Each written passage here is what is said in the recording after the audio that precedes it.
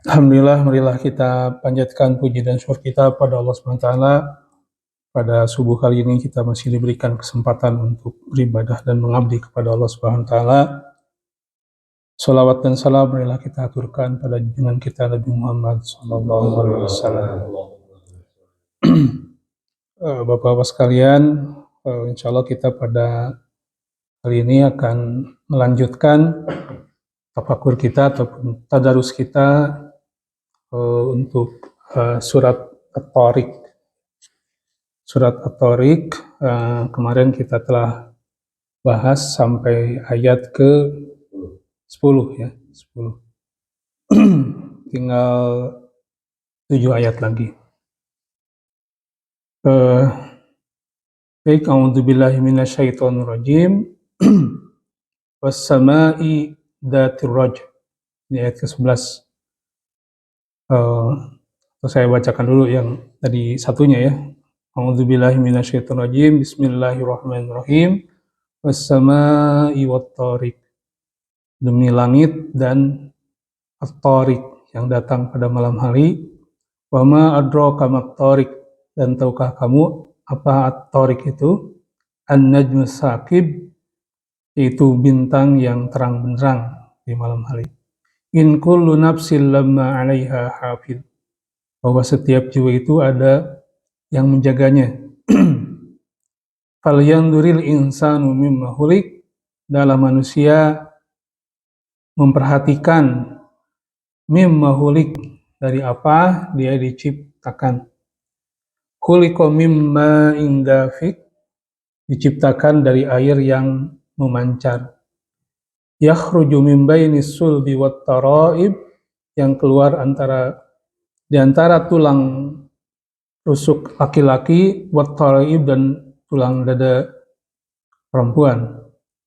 Innahu ala raz'ihi laqadir, sesungguhnya Allah berkuasa atas mengembalikan jiwa tersebut.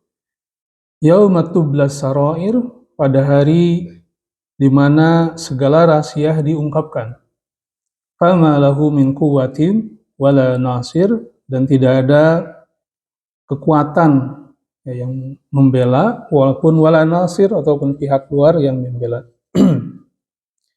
Nah, sampai situ ayat ke-10 ya. Jadi kita kemarin ataupun dari 1 sampai 10 itu diingatkan oleh Allah SWT, diberikan pelajaran oleh Allah SWT tentang jiwa kita, diri kita, supaya kita memperhatikan tentang alam, tentang bintang-bintang ya, dan memperhatikan diri kita supaya kita lebih sadar posisi kita di alam semesta itu bagaimana ya. Jangan sampai sombong kepada Allah Subhanahu wa Ta'ala. Walaupun ini surat diturunkan pada masa awal-awal dakwah kenabian Rasulullah SAW di Mekah, tapi ini adalah pelajaran buat kita semua. Jangan sampai kita mensekutukan Allah ya, mensekutukan dengan yang lainnya. Karena kalau kita lihat dari ayat 1 sampai ke ayat ke-4 ya, ataupun selanjutnya, itu tentang bagaimana Allah SWT, tentang rububiyatullah ya, rububiyatullah, pengurusan Allah SWT pada alam kita, pada alam ini dan kita sendiri.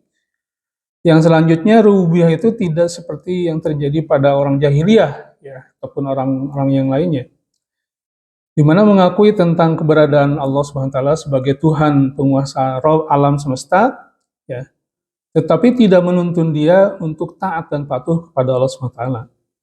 Nah, makanya ayat-ayat ini ya, kita tidak hanya sekedar mengimani ataupun mempercayai Allah sebagai Rabb ya, sebagai yang menciptakan, yang memelihara ya, tetapi di sini adalah bagaimana kita menjadikan Allah Subhanahu wa Ta'ala sebagai Tuhan. Sebagai Tuhan, sebagai zat yang kita taati, yang kita sembah, itu yang paling utama. Makanya di sini Allah SWT di ayat ke-8 ya, kemudian sampai ayat ke-10 itu Allah mengingatkan bahwa Allah berkuasa untuk mengembalikan manusia ya, ke nanti di akhirat, atau menguasa ke akhirat, di mana di situ tidak ada rahasia yang bisa disembunyikan dan tidak ada yang membantu kita. Ya. Kita benar-benar berhadapan dengan Allah Subhanahu Wa Taala yang tidak akan bisa ditolong oleh siapapun juga. Ya. Kemarin kita telah dikutip ya beberapa ayat di dalam surat Abasa, kemudian di ayat-ayat yang lain di mana nanti itu yauma yafirrul mar'u min akhihi wa ummihi wa abihi wa sahibatihi wa banihi. Pada hari di mana semua orang itu berlari ya dari yauma yafirrul mar'u min akhihi, dari saudaranya, wa ummihi wa abihi, dari ibunya, dari bapaknya gitu. Setiap orang likulli imri'in minhum yaumaidin sya'nu yughni. Setiap orang saat itu disibukkan dengan permasalahan masing-masing ya, sya'nu yughni gitu kan. Wujuhu yaumaidin musfirah, ya nanti ada orang yang wajahnya itu apa gosong gitu kan, dan sebagainya dan selanjutnya gitu. Seperti termasuk orang follower dan influencernya gitu kan. Di ayat itu, buzernya, kemudian itu nanti intabarra alladzina tubi'u minal ladzina taba'u wa ra'ul adzaba wa taqatta'at bihimul asbab. Di dalam surat apa itu? Intabarra alladzina taba'u minal ladzina tubi'u. Jadi orang-orang yang mengikuti ataupun orang-orang yang diikuti itu tatkala mereka berlepas diri dari orang-orang yang mengikuti. Ya. Intabarra ittubi'u minal ladzina taba'u wa ra'ul adzaba wa taqatta'at bihimul asbab. Tatkala orang yang diikuti berlepas diri dari orang yang mengikuti. Kemudian taqatta'at bihimul asbab, dan semua sebab itu terputus.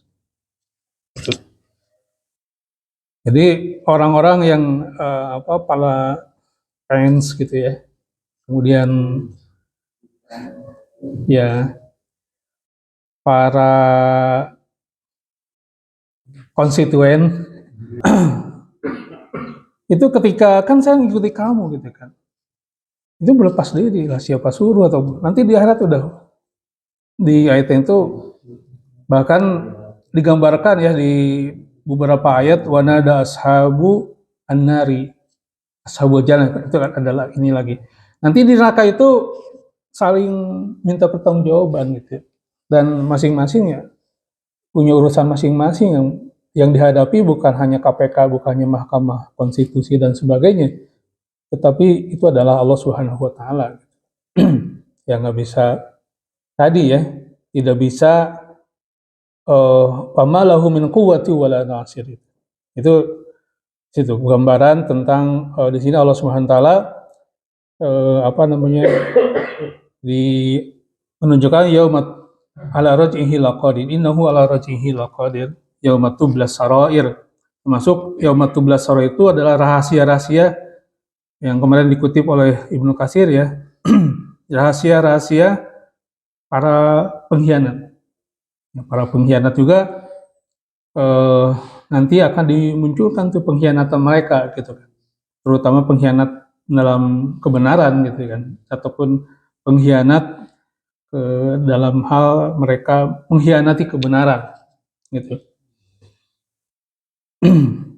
Baik, dia selanjutnya adalah was-sama'i dzatir raja'.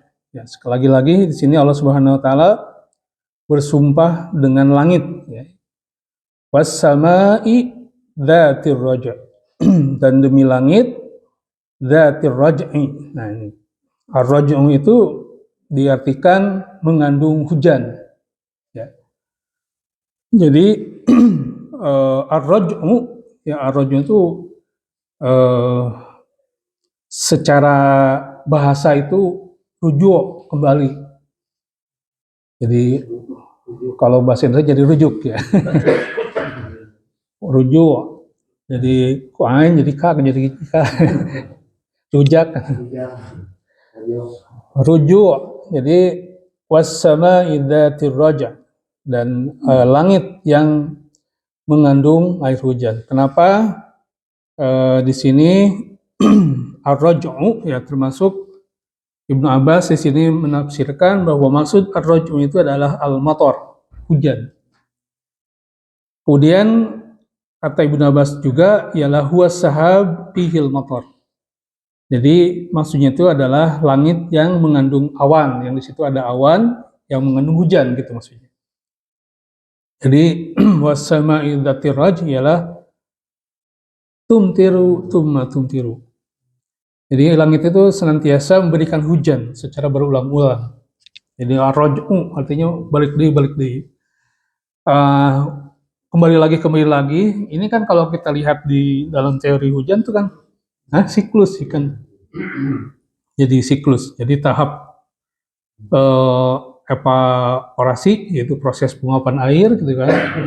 Kemudian ada tahapan kondensasi. Ya, tahapan saja itu proses pengembunan di atmosfer dan membentuk awan gitu kan. Kemudian tahapan presipitasi yaitu proses yang proses mencairkan hujan kan gitu dari butiran awan.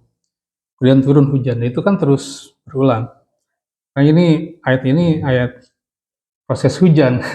Karena bahasa yang dipakai adalah ar-raj'u, artinya berulang. Itu berulang. Nah, ini sekaligus jawaban terhadap tanggapan Quraisy bahwasanya hujan itu orang Quraisy juga mengatakan waktu itu orang Arab bahwa hujan itu berasal dari tanah, dari bumi gitu kan, dari bumi. Nah, di sini Allah SWT mengatakan was-sama'i dzatir raj, dan demi langit yang mengandung hujan. Itu juga Imam Qatadah mengatakan hal yang sama ya. Atau Ibnu Qatadah mengatakan bahwa makna yang dimaksud ialah mengembalikan rezeki yang hamba-hamba setiap tahunnya. Artinya ada siklus tadi ya. Jadi seandainya tidak demikian, niscaya binasalah mereka dan juga hewan ternak mereka. Jadi Allah Subhanahu wa taala di sini bersumpah dengan langit yang mengandung air hujan. Ibnu Zaid mengatakan bahwa yang dimaksud dengan ar-raj'u ialah kembalinya bintang-bintang. Ini kalau tadi Ibnu Abbas Qatadah mengatakan bahwa itu adalah hujan dan siklusnya, sehingga membuat adanya musim hujan dan kemarau di bumi ini, ada musim-musim itu, dan itu kan memelihara ataupun bagaimana Allah SWT mengembalikan rezeki kepada hamba-hambanya, memberikan rezeki. Kemudian kalau Ibnu Zaid mengatakan bahwa yang dimaksud dengan ar-raj'u itu adalah kembalinya bintang-bintang, matahari dan rembulan dalam arah yang ada satu orbit gitu kan. Jadi langit yang memiliki orbit bintang-bintang, galaksi-galaksi gitu ya, seperti itu. Ini kata Ibnu Zaid. Jadi ar-raj'u di sini ya, makanya kalau dilihat di terjemahan di Indonesia itu mengandung hujan, demi langit yang mengandung hujan. Tapi kalau kita coba cermati dari kata, kenapa Allah SWT di sini mengatakan dengan kata ar-raj'u, kenapa tidak dengan mator gitu kan, dengan bahasa dal mator gitu, datil mator, langit yang memiliki hujan atau langit yang memiliki sahab, yang memiliki awan gitu. Tetapi di sini dengan kata ar-raj'u, artinya satu hal yang berputar-putar kembali-kembali.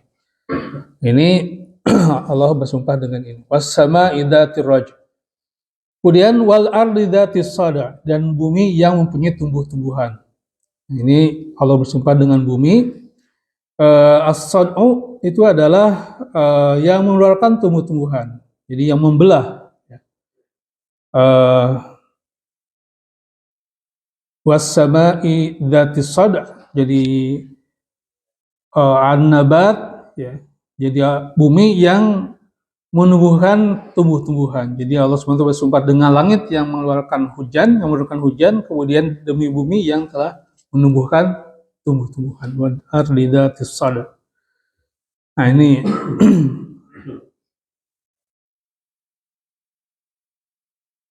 tentunya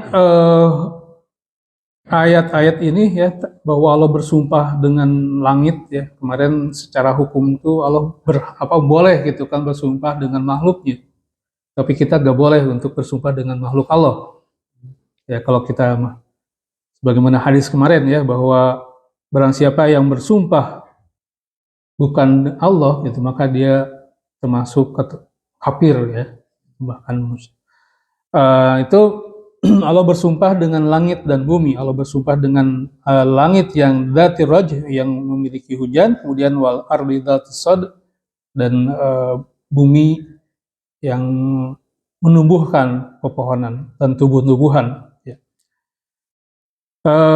Apa kalau Syekh Muhammad bin Shalih As-Sawi ya mengatakan bahwa dalam ayat ke-11 dan 12 itu Allah mengembalikan ya bersumpah dengan langit yang menurunkan hujan terus-menerus dan bersumpah dengan bumi yang gersang yang kemudian dikeluarkan darinya tumbuh-tumbuhan. Kemudian hal yang sama dikatakan oleh Dr. Wahbah Zuhaili ya dalam tafsir Al-Wazid. Itu kenapa dengan bahasa Arab itu Allah bersumpah dengan langit yang mengandung hujan, yang setelah hujan itu turun ke bumi akan kembali lagi ke langit. Kemudian dan juga bersumpah demi bumi yang dengan hujan itu mengeluarkan tumbuhan dan pepohonan. Ini sama di dalam Zubdatut Tafsir ya. Syarah ataupun ikhtisar dari kitab tafsir Fathul Qadir ya, Syekh Dr. Muhammad Sulaiman Asfar, mudaris tafsir di Universitas Islam Madinah, sama menafsirkan yang sama, walaupun tadi ada Ibnu Zaid yang menafsirkan bahwa ar-raj'u itu adalah perputaran bintang-bintang ya gitu ya, sebagaimana di ayat yang lain disebutkan bahwa wasyamsu wal qamaru wan nujum ada di dalam porosnya gitu kan, ada di dalam porosnya di langit, orbitnya, dalam orbitnya. Jadi kalau dilihat dari pada pendapat-pendapat para ulama ya di sini lebih kepada hujan tadi ya yang ini kan. Kemudian wal ardi dati sad, jadi al ardu dati turuq allati tusaiduha al miyah. Jadi dan bumi yang dia memiliki jalur-jalur mengalirnya air. Begitu juga ada mengatakan kalau tadi as-sad'u itu menumbuhkan tanaman, ya ada juga yang sih mengatakan datis sad'u ini adalah di mana bumi ini ada saluran air. Kalau kita lihat ada mata air ya, sumber mata air. Yang arti sad'u itu membelah, membelah. Jadi ada diartikan membelah. Kan kalau tumbuhan tuh dari bibit kan membelah tanah gitu kan. Itu. Nah, siapa itu yang berkuasa atas itu ya? Manusia ada untuk nyiram gitu kan. Kemudian mupuk. Nah, yang menumbuhkan itu ya alam gitu, tapi siapa yang menggerakkan alam itu? Yaitu Allah SWT. Jadi di keterangan lain ya dikutip oleh Imam Asy-Syaukani dalam Fathul Qadirnya.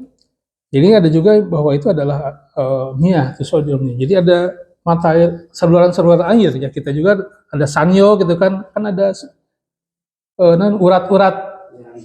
urat-urat air ya gitu kan di bawah itu. Jadi itu canggih ya memang. Nah itu kita kadang suka gak sadar siapa yang membelah itu semua, yang ngatur itu semua gitu kan. Taunya air mancur keluar ketika disedot gitu. Nah itu bagaimana nih bahwa kalau kita lihat proses air keluarnya itu kan sebenarnya dari sel-sel yang sangat kecil ya, sedikit-sedikit. Kemudian ditampung di sumur gitu kan, diangkat oleh kita. Nah ternyata air itu punya urat-uratnya gitu kan, ada jalur-jalurnya. Nah, jadi wal ardi dati sada. Jadi itu sa'luhal almiyah. Ada juga yang mengatakan di sini yang dikutip oleh Fathul Qadir di dalam kitab yang Syekh Syaukani. Jadi sama dengan yang tadi datul harsi li'annahu yusa'iduha. Dan juga ini ada tanaman yang dia bisa membelah tanah gitu. Ada juga mengatakan bahwa di sini wal ardi datis sad ialah datul amwat. Ya. Linsidoiha anhum indal ba'si. Ada juga mengatakan bahwa di sini adalah bumi yang di situ di dalamnya kan ada mayit-mayit dikubur kan gitu ya. Nah, ketika dikubur manusia lalu nanti dibelah dan dibangkitkan. Jadi membangkitkan para ahli kubur ketika hari kebangkitan nanti. manusia sekarang kan belum masukin, masih di alam kubur kan gitu ya. Setelah kiamat dibangkitkan dari kubur. Indal masih. Itu ya. Jadi ada juga yang ke sana gitu kan, yang berpendapat wal ardi datus sadi itu pelak jelema. Jadi Allah membangkitkan yang terkubur gitu. Ketika nanti hari kebangkitan. Tetapi di sini para ulama atau kebanyakan para ulama itu menafsirkan bahwa wal ardi datus sadi ialah tanaman ya. Bumi yang mengandung tanaman yang membelah bumi. Innahu laqaulun fasl. Nah ini jadi Allah Subhanahu wa taala ketika bersumpah dengan makhluknya, kemudian itu kan tadi rububiyatullahnya gitu kan. Sisi-sisi bahwa Allah lah yang memelihara alam ini. Allah lah yang menciptakan alam ini. Allah memunculkan itu. Tetapi tidak hanya sampai ke situ gitu kan. Tetapi di sini adalah bagaimana pengetahuan kita, keimanan kita terhadap rububiyatullah itu membangkitkan tauhid kita, membangkitkan ketaatan kita kepada Allah Subhanahu wa taala. Termasuk terhadap Al-Qur'an ya. Nah, kalau kita lihat konteks saat itu ketika orang-orang Quraisy itu ketika kemarin kita dibahas sebagian ya, ketika mereka mendapatkan ayat-ayat Al-Qur'an, ketika Rasulullah SAW membacakan kepada mereka ayat-ayat Al-Qur'an, ya, termasuk di dalam surat At-Tariq ini adalah bagaimana Allah SWT memberikan jawaban-jawaban terhadap sanggahan-sanggahan serta olok-olok kaum kafir Quraisy itu terhadap Rasulullah SAW. Ya, terhadap apa yang disampaikan Rasulullah SAW yaitu Al-Quran. Gitu. Maka di sini di ayat ke-13 Allah Subhanahu wa taala mengatakan innahu laqaulun fasl. Innahu laqaulun faslun. Ya. Sesungguhnya Al-Quran itu benar-benar firman yang memisahkan antara yang hak dan batil. Jadi innahu laqaulun faslun. Bahwasanya Al-Quran itu, jadi innahu sesungguhnya dia itu yang maksud adalah Al-Quran. Laqaulun, laqaul, qaul, qala qaulun, ya qaul ya. Qaul udah bahasa Indonesia juga ya, qaul, qaul. Qaul, qaulun, ini pak kaulan. Qaulun. Qala yaqulu qaulan gitu kan. Makanya dalam baca Quranku kul katakanlah kan gitu ya. Jangan kul. Kalau kul makanlah. Dengan qaf. Nah ini laqaulun, bahwa Al-Quran itu adalah perkataan ya, firman Allah faslun. Nah ini bahasa Indonesia kayak pasal. Ya artinya bahasa Indonesia yang serap dari bahasa Arab gitu. Gitu. Makanya di Rocky Gerung lagi. Atau waktu di satu seminar itu ketika mengomentari tentang mukadimah ataupun pembukaan Undang-Undang Dasar dan perumusannya di Indonesia itu banyak kata-kata yang disadur oleh dari bahasa Arab, ya. Termasuk pasal gitu. Pasal itu dari bahasa Arab itu paslun, artinya apa? Memisahkan. Jadi al-paslu itu ya memisahkan, ya bisa jadi musim, gitu, al-paslu, kemudian bab pasal atau babak atau musim gitu tadi. Ya, jadi pasal itu yang memisahkan, jadi yang merinci, menguraikan itu pasal. Yufasilu atau menjelaskan seperti ada dalam Al-Qur'an itu surat Fusilat kan. Itu menjelaskan. Sama dari satu akar kata paslu. Nah, kemudian al-paslu juga bisa diartikan keputusan ya.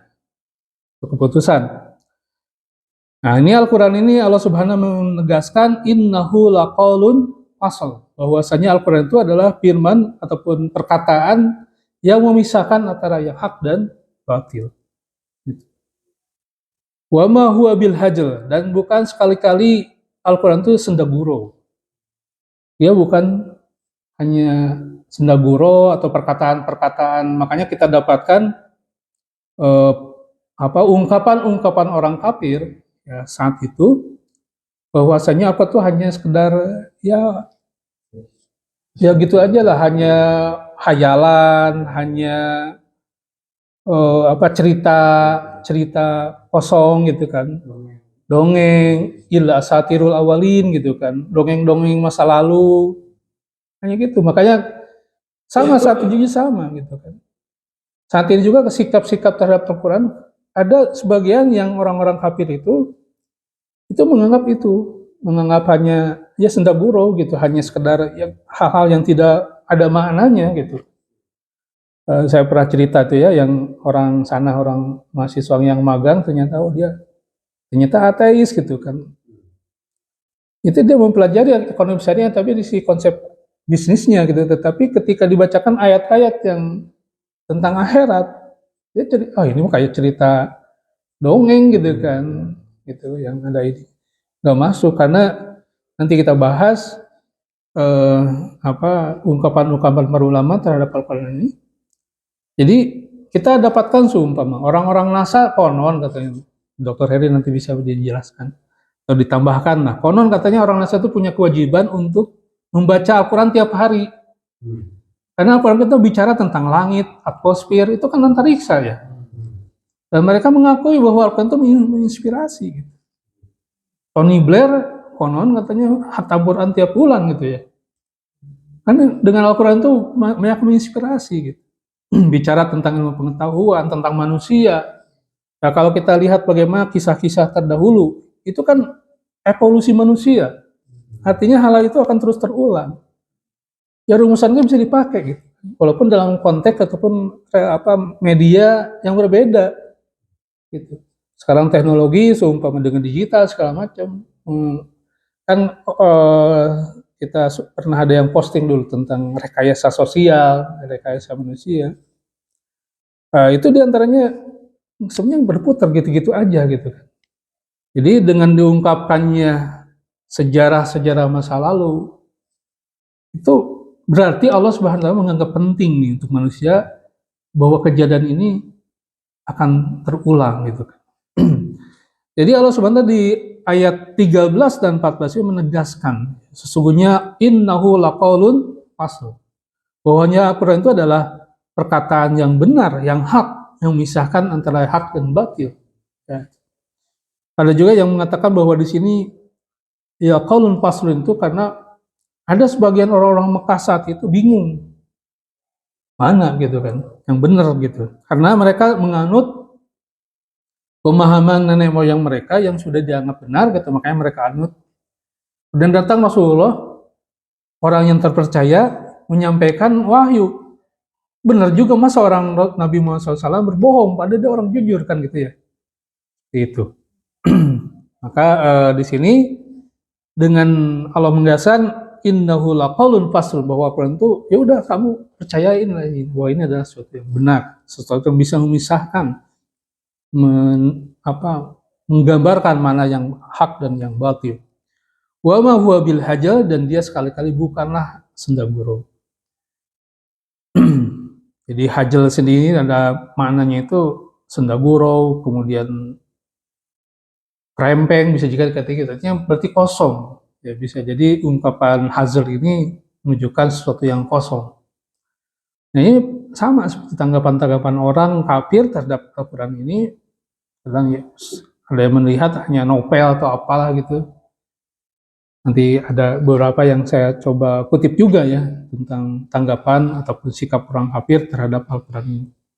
Nah, ini Allah SWT di ayat 13 itu menegaskan bahwa innahu laqaulun fasl. Ibnu Katsir mengutip di sini pandangan Ibnu Abbas terhadap pengertian innahu laqaulun fasl ini adalah hakun, bahwa Al-Quran itu adalah sesuatu yang benar gitu kan.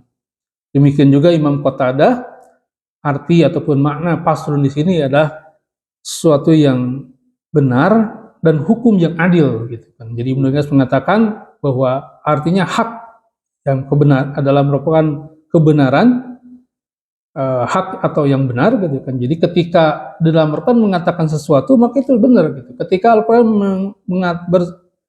menginformasikan atau mengatakan tentang hari kiamat bahwa itu benar gitu kan. Faslun. Al-Quran mengatakan sesuatu benar gitu kan. Eh, Al-Quran bicara tentang satu hukum, maka itu benar gitu, jangan diolok-olok gitu kan. Tentang hijab kan gitu kan, ini mah budaya Timur Tengah gitu, sembarangan gitu. Ini perkataan Allah Subhanahu Wa Taala, innahu laqaulun faslun, bahwa yang dalam Al-Quran itu adalah kebenaran gitu kan, sesuatu yang benar, yang hak gitu, bukan hanya sekedar gitu. Jadi ketika Al-Quran bicara tentang kaum Samud, kaum Ad, itu bukan cerita fiksi gitu, tapi itu benar. Jadi kalau Al-Quran bahwa Ad Samud dulu dihancurkan dengan diberikannya gelombang panas, kemudian dibalikannya dengan petir, kemudian dibalikannya tanah gitu kan, itu bukan cerita kosong, itu benar gitu kan. Bicara tentang Fir'aun dan sebagainya, innahu laqaulun fasl. Bahwasanya Al-Quran itu adalah perkataan yang benar. Nah, ini Ibnu Abbas. Kemudian Qatadah juga mengatakan, tapi Qatadah lebih pada bahwa Al-Quran itu adalah hukum yang adil. Hukum yang adil. Wa ma huwa bil haz, bahwa itu bukan senda gorol, bal huwa jadun hakun, bahwa Al-Quran itu adalah sesungguhnya kebenaran gitu kan. Sungguh dan benar. Nah, ini ada satu riwayat ya, yang satu diriwayat dari Imam Tirmidzi dan Ad-Darimi ya, yang mengatakan walaupun riwayat ini dilihat ataupun ada melihat bahwa riwayat ini lemah, ada salah seorang perawi riwayat itu ketika di dalam satu rangkaian riwayatnya itu kan beda masa ya, ada yang melihat salah seorangnya itu dianggap lemah gitu kan. Tetapi riwayat-riwayat yang sama seperti nanti kalau ini yang dikutip adalah dari Ali yang mengatakan, ada juga yang mengutip riwayat bahwa yang mengatakannya itu Ibnu Mas'ud. Jadi yang jelas yang kuat itu bahwa perkataan ini bukan perkataan Nabi. Ya, walaupun ada yang mengatakan ya ini benar gitu kan karena banyak riwayat sehingga menguatkan satu sama lain gitu kan. Tapi yang lebih kuat itu bahwa ini adalah perkataan Ali bin Abi Thalib atau perkataan Ibnu Mas'ud. Ibnu Mas'ud adalah salah seorang sahabat yang didoakan oleh Nabi SAW untuk memiliki kecerdasan ya, memahami Al-Quran ya, dan memahami agama gitu kan. Makanya Ibnu Mas'ud, Ibnu Abbas itu didoakan oleh Nabi SAW karena dua orang sahabat itu ketika masa Nabi itu adalah orang selalu berada di sekitar Nabi yang suka membawakan air wudhu untuk Nabi ini, sampai oleh Nabi itu didoakan Allahumma alimhu ta'wil ya.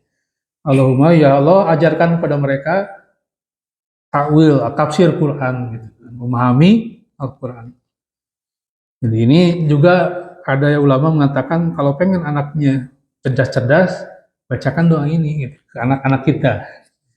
Jadi, nah Ibnu Mas'ud, Ibnu Abbas itu adalah anak-anak waktu itu yang memang suka ada di sekeliling Nabi dan didoakan oleh Nabi SAW. Dan memang terjadi. Ibnu Mas'ud rujukan tafsir, Ibnu Abbas juga rujukan tafsir. Makanya banyak yang merujuk kepada tafsir Ibnu Abbas termasuk Ibnu Katsir gitu kan. Banyak mengutip.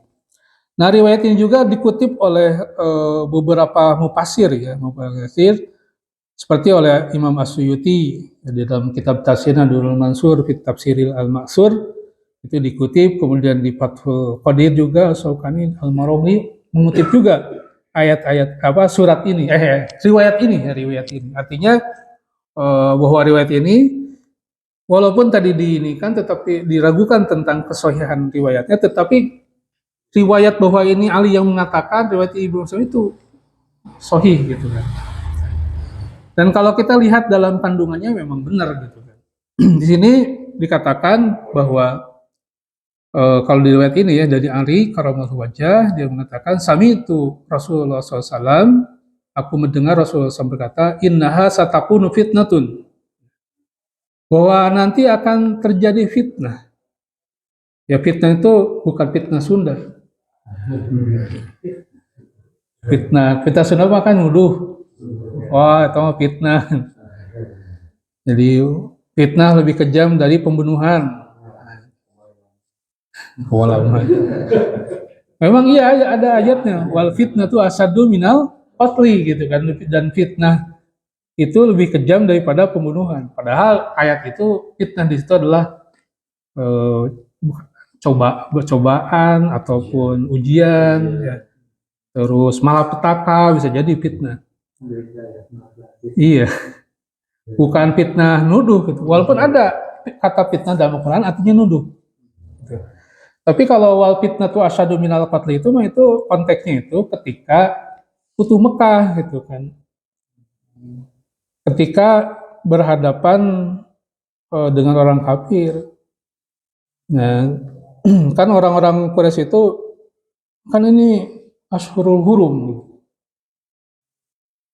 Jadi maksud di sini kenapa memerangi kami gitu kan? Karena padahal mereka yang memulai sebenarnya. Itu Rasulullah memerangi mereka. Nah, maka di situ wal fitnah tu asyaddu minal qatli. Fitnah di situ adalah dan kemusyrikan, maksudnya musyrik. Kemusyrikan itu lebih kejam, lebih dahsyat daripada peperangan. Artinya ya lebih bahaya musyrik daripada perang sakit. Nah di sini innaha satakunu fitnatun. Bahwasanya akan terjadi fitnah, satu malapetaka, satu kondisi penuh dengan cobaan-cobaan, ya kayak sekarang lah gitu ya. Ya bencana termasuk fitnah itu lebih kepada huru hara lah gitu, manusia gitu kan. Kalau bahasa sekarang penuh puka gitu kan, penuh dengan ketidakpastian, kemudian ya gak, ini penuh dengan distraksi gitu kan, dengan hal-hal yang bisa menghancurkan gitu kan, dan sebagainya, ataupun dengan kebohongan-kebohongan dan sebagainya, bahwa akan terjadi fitnah. Tuh Pama al-makhraj minha ya Rasulullah. Lalu bagaimana jalan keluarnya wahai Rasulullah gitu. Maka kata di sini, ya walaupun di sini tadi ya kita ngambil intinya saja ataupun isinya saja. Kitabullah, bahwasanya jalan keluarnya adalah kitab Allah, fihi nabaun man qablakum. Jadi atau min qablikum. Bahwa di dalam kitab Allah itu ada cerita ataupun kisah-kisah orang yang sebelum kalian. Kemudian menghabarkan yang setelah gitu kan. Jadi Al-Qur'an itu mengisahkan yang sebelumnya, kemudian menginformasikan yang akan terjadi gitu kan. Ma ba'dakum. Jadi ini ungkapan ini adalah suatu yang memang benar gitu kan. Maka ketika ada masalah, ketika terjadi kekacauan dan sebagainya itu, maka jalan keluarnya adalah Al-Qur'an. Kenapa? Karena Al-Qur'an itu tadi bicara manusia tidak hanya yang lalu, sekarang dan akan datang. Nah, dikatakan di sini huwal faslu laisa bil hajl. Jadi Al-Qur'an itu adalah kebenaran, memisahkan yang baik mana yang benar. Qad tabayyana rusdu minal ghayy gitu kan. Di dalam ayat lain ya, bahwa Al-Qur'an itu menjelaskan mana yang ar-rusdu, mana yang benar gitu kan, yang ada dalam petunjuk yang bisa membimbing kita, rusdun, rosid gitu kan. Itu membimbing, mana yang akan yang al-ghayyu, mana yang melenceng, mana yang sesat gitu kan. Jadi al-ghayyu itu tahu tapi salah itu, tapi ya artinya dia tapi mengikuti yang salah. Jadi di sini huwal al-faslu laisa bil hajl. Bahwa Al-Qur'an itu kenapa mesti kembali pada Al-Qur'an? Karena Al-Qur'an itu bicara tentang seluruh kehidupan manusia, masa lalu dan sekarang dan akan datang. Kemudian dia adalah al-faslu, suatu yang pasti. Tadi kita bahas tentang kata-kata al-faslu itu, suatu yang pasti misalkan yang hak dan yang benar. Qad tabayyana dijelaskan ar-rusdu dan al-ghayyu, laisa bil hajl, dan bukanlah sesuatu yang kosong, yang hanya senda gurau gitu. Man tarakahu, barangnya ini ada di ini. Orang-orang yang berkuasa, ya, man tarakahu min jabbarin qasamahullah. Jadi orang-orang yang memiliki otoritas, ya, di mana ketika terjadi huru-hara, kekacauan, maka di situ kan pemerintah, otoritas yang berhak ataupun yang punya kekuasaan untuk membereskannya. Nah, barang siapa yang meninggalkan Al-Quran ketika membereskannya, itu otoritas yang membereskannya, meninggalkan Al-Quran, maka Allah di sini katakan, qasamahullah, Allah akan hancurkan. Gitu kan. Wa may yabtagil huda fi ghairihi adallahullah. Barang siapa yang mencari petunjuk, ya, di luar Al-Quran, maka adallahullah, Allah akan sesatkan. Wa huwa hablullah al-matin, bahwa Al-Quran itu adalah tali Allah yang kuat, gitu kan. Wa huwa adz-dzikrul hakim, bahwasanya Al-Quran itu adz-dzikrul hakim, ya, pengingat yang bijaksana, gitu kan. Wa huwa as-siratul mustaqim, dan dia adalah jalan yang lurus. Ya. Walladzi la yazighu fihi al-ahwa, bahwa Al-Quran itu di situ tidak ada yang hawa nafsu, ya. Hawa nafsu manusia itu tidak bisa membengkokkannya. La yazighu fihi al-ahwa wa la taswu minhul ulama. Dan para ulama tidak akan merasa kenyang dengannya. Jadi ulama di sini adalah ahli ilmu, ya, para ilmuwan itu tidak akan merasa kenyang terhadap Al-Quran. Ya. Wala taltabihu bihil alsin, gitu kan, lisan ataupun bahasa di dalam Al-Quran itu tidak membingungkan. Kemudian wala yuhlak ala qasatir rad. Al-Quran itu tidak akan hancur, ya, tidak akan binasa, ya, ataupun tidak akan menimbulkan banyak tantangan ketika orang banyak tantangan, gitu kan, penolakan, gitu kan. Itu akan tetap, makanya di ayat-ayat awal Al-Baqarah itu fa illam taf'alu wa lam taf'alu fattaqun nar. Jadi di situ diungkapkan bahwa manusia itu sekali-kali tidak akan bisa menandingi Al-Quran, sekali-kali tidak akan bisa menantang Al-Quran dan menandinginya. Lalu dan jin saja, gitu kan, itu membenarkan inna sami'na Qur'anan ajaban, bahwanya kami telah mendengarkan Quran yang mengagumkan, yahdi ila rusdi, yang menunjukkan kepada petunjuk. Ya. Jadi jin saja mengakui, gitu kan. Man qala bihi shadaqah wa man hakama bihi an. Barang siapa yang berkata dengan Al-Quran, maka dia akan shadaqah, dia jujur, dia benar. Wa man hakama bihi an. Barang siapa yang menghukumi, memutuskan sesuatu dengannya, maka dia akan merupakan keputusan yang adil. Ya, barang siapa beramal dengannya, maka dia akan mendapatkan pahala. Ya. Barang siapa yang mengambil petunjuk dalam Al-Quran, maka dia akan diberikan petunjuk, dibimbing kepada ila siratin mustaqim. Gitu. Jadi ini memang dari siapul kalamnya ini tidak seperti hadis, tetapi ini lebih kepada perkataan-perkataan para ulama, termasuk tadi perkataan Ali dan Ibnu Mas'ud. Nah, kalau kita lihat isinya memang benar. Jadi seperti ini. Jadi walaupun tadi di riwayatnya itu ada beberapa yang lemah, tetapi dikuatkan dengan riwayatnya yang memang di situ menunjukkan bahwa ini adalah perkataan Ali dan perkataan Ibnu Mas'ud. Kita lihat isinya memang benar, gitu kan, apa yang disampaikan tadi. Nah, ini ada beberapa hal, ya, yang mesti kita ini juga dari perkataan tadi, innahu laqaulun faslun wa ma huwa bil hajj, tentang Al-Quran itu adalah sesuatu yang benar, sesuatu yang memisahkan hak dan batil, ya, sesuatu yang bisa menjelaskan, wa ma huwa bil hajj, dan bukanlah sesuatu yang senda gurau dan kosong, gitu kan. apa ada beberapa hal ya. Ya kita juga harus memahami dan harus mengetahui secara komprehensif tentang Al-Qur'an tuh kandungannya apa sih gitu. Gitu.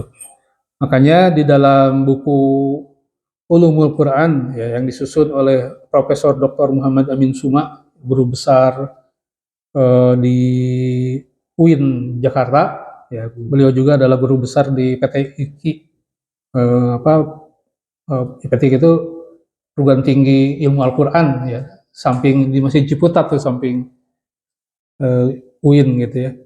Itu menyusun satu buku tentang Ulumul Quran. Jadi beliau pengampu mata kuliah Ulumul Quran tuh menyusun buku. Di dalamnya itu adalah beliau mengungkapkan garis-garis besar isi Al-Quran. Gitu.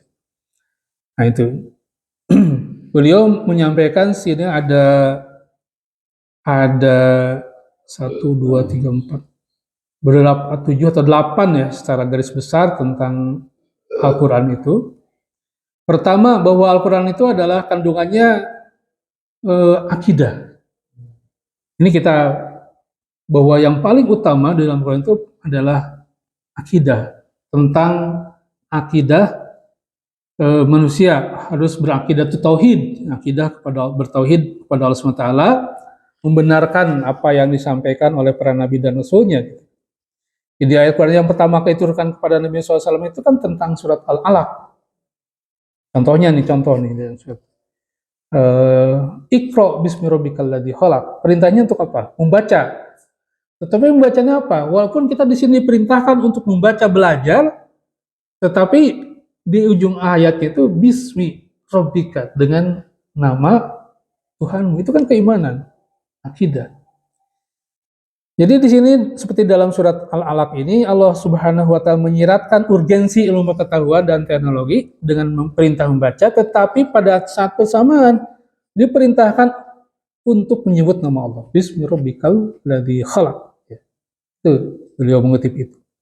Jadi beliau mengatakan bahwa kandungan Al-Qur'an pertama itu tentang akidah. Ya, banyak bicara tentang akidah. Bahkan hampir keseluruhan ayat itu semuanya dikaitkan dengan akidah. Makanya di ujung ayat itu selalu menunjukkan tentang kebesaran Allah Subhanahu wa taala, tentang Allah Subhanahu wa taala sebagai seorang hakim yang bijaksana, maha mengetahui dan sebagainya. Kita dapatnya ayat-ayat itu mesti itu ya. Sami'un alim, Ghafurur rahim dan sebagainya gitu kan. Termasuk dalam surat Al-Alaq itu Allah Subhanahu wa taala memerintahkan untuk membaca, berarti itu ada urgensi untuk berilmu pengetahuan, ya, untuk belajar. Tetapi di akhir ayat bismi rabbikal ladzi khalaq. Ya kita juga sama ya, pernah saya ungkapkan juga. Ayat yang terpanjang di dalam Al-Qur'an itu surat Al-Baqarah, dalam surat Al-Baqarah ayat 200 berapa gitu ya. Itu bicara tentang banyak hal tentang hukum-hukum. Dari mulai hukum-hukum terutama hukum muamalat ya. Ketika kita bertransaksi, misalnya hutang piutang, itu harus ada yang nulis, nyatet. Jadi kalau punya hutang catat itu ayat-ayatnya. Dan ayatnya paling panjang gitu kan. Di situ tentang hutang piutang, tentang bagaimana kita boleh menggadaikan, boleh menjaminkan gitu, boleh. Dicatat siapa yang nyatetnya gitu kan, harus yang punya akal. Makanya kalau kita sekarang ada notaris, ada pembukuan, nah itu harus ada saksi, itu ada di ayat itu. Tetapi di ujung ayat itu wattaqullah, takwalah kepada Allah wa ju'alimukumullah. Dikaitkan. Makanya kan pernah waktu saya ditugaskan di salah satu wilayah gitu ya, itu kan sina saja bermasalah gitu kan. Kita kasih surat kan, dalam sana dikutip ayat gitu kan, bahwa hutang tuh bawa akhirat gitu kan, macam-macam lah. Gue jawaban dia tuh dulu zaman BBM, zaman BB, BlackBerry, menjawab semua ayat lah senang masalah hutang mas. Semua ayat segala itu ayat nu paling panjang di Al-Quran itu masalah hutang. Jadi akidah nih bicara dengan jadi termasuk sejarah ya, ilmu-ilmu Al-Quran menunjukkan dengan gamblang bahwa ayat Al-Quran itu turunkan terlebih dahulu adalah surat Makkiyah. Kita bahas nih surat-surat Makkiyah. Itu pertama kali ayat-ayat diturunkan oleh Allah SWT pada Rasul itu pada masa-masa bicara tentang akidah, penuh dengan akidah, termasuk surat-surat yang kita bahas saat ini. Ya, surat yang diturunkan di Makkah. Makkiyah berisikan tentang akidah. Kemudian ayat-ayat yang bertemakan apapun selalu dikaitkan dengan aspek kaidahnya. Tadi ya, seperti dalam surat Yasin 54 dan sebagainya. Proses penciptaan langit dan bumi, siang dan malam, itu ya. Itu ujungnya nanti Allah Subhanahu wa taala tentang akidah. Kemudian bahwa Al-Qur'an itu adalah bicara tentang kalau kita berbuat sesuatu maka punya dampaknya. Termasuk ketika melakukan syirik, ya, ketika di situ Allah menunjukkan bagaimana dosa yang paling besar itu adalah dosa musyrik. Innallaha la yaghfiru ayyushraka bihi syai'an wa yaghfiru ma duna dzalika liman yasha.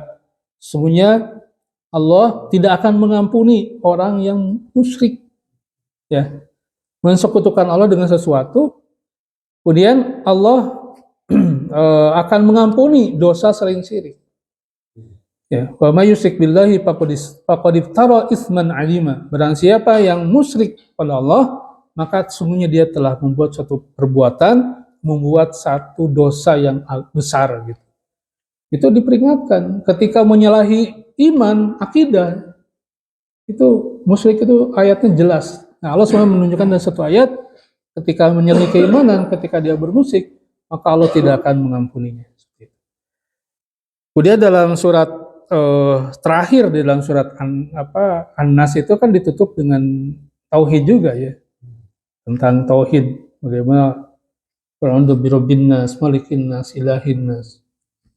Ya, dan itu tentang tauhid, ya, tentang bagaimana Allah Subhanahu wa taala selalu dengan kita.